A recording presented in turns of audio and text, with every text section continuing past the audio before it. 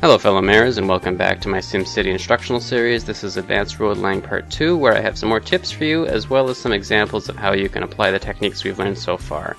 So let's get started. First thing I'd like to clarify a mistake I made in my last video when I was talking about the spacing of roads.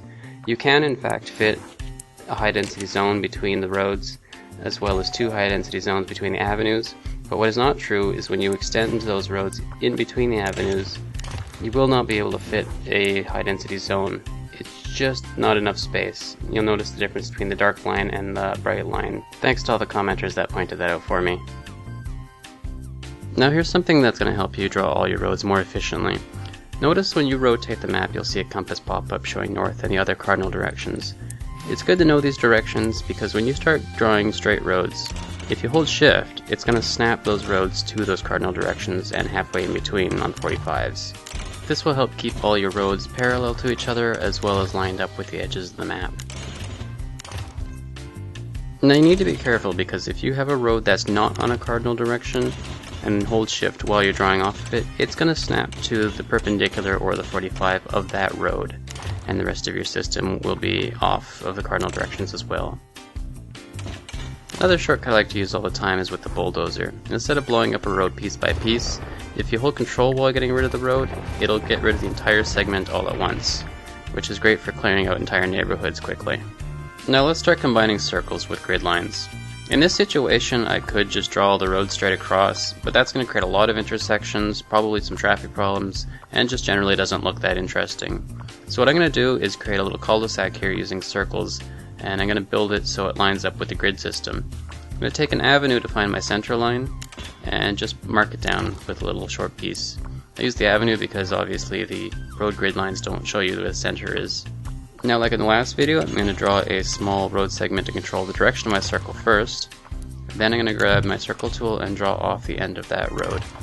While holding the shift tool, it's going to create a perfect circle and snap to the grid system and center the circle nicely in my large block, with enough room around the circle for either low or high density zones.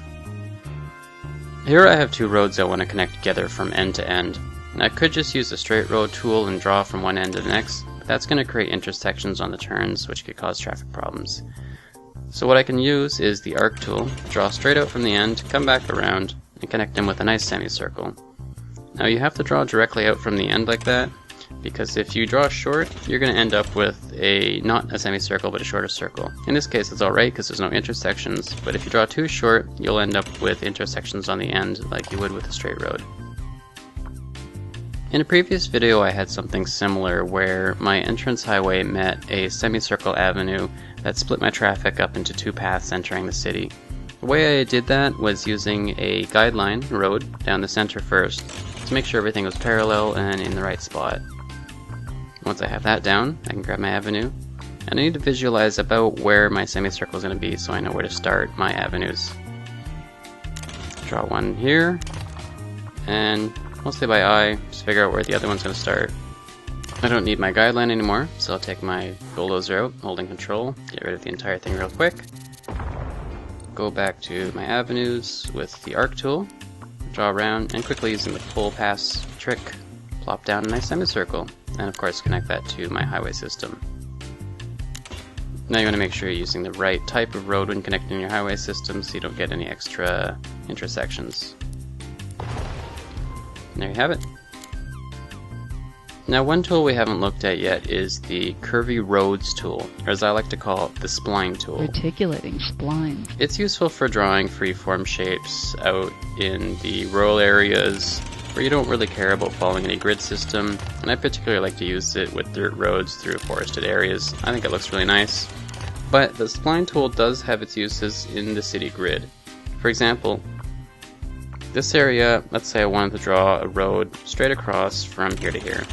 Now obviously there's not enough room between the circle and this road to fit any zones or buildings, so I can follow the arc of the circle, maybe from here to here, but the arc tool doesn't work too well for that purpose, and those angles are too sharp for intersections. So what I'm going to do is kind of mix the two together. First I'm going to draw a couple end pieces on these roads up to the grid line of the circle. and then just quickly take off the ends of those to give me a bit of space. Now I could use the arc tool here to connect these two roads together, but the problem with that is if we look from above, the arc tool doesn't quite follow the grid line precisely. There's a bit of space even if we try to draw it out. But if you're using the Curvy road tool, the spline tool, it follows the arc perfectly, leaving a little bit of space there, so once I'm done with that I can go back to the curved road tool and have a nice connection there. And now we have enough room to zone either low or heavy density in between those two roads. That's everything for the advanced road laying tutorials. If you missed part 1, you can find it right here, and shortly I'll have some more tutorials out covering traffic management, service coverage, and getting the right mix of zoning, so make sure you subscribe to catch all of those. I'm also considering on doing a series of videos where you the viewer and myself build a city together. I'll be going through everything I do step by step, kind of like a let's play crossed with a tutorial, and I'll even be taking suggestions from comments on what you would like to see covered next. So let me know if that's a good idea, or if there's any other tutorial videos that you want me to cover or something specific. For now, happy building, and see you next time!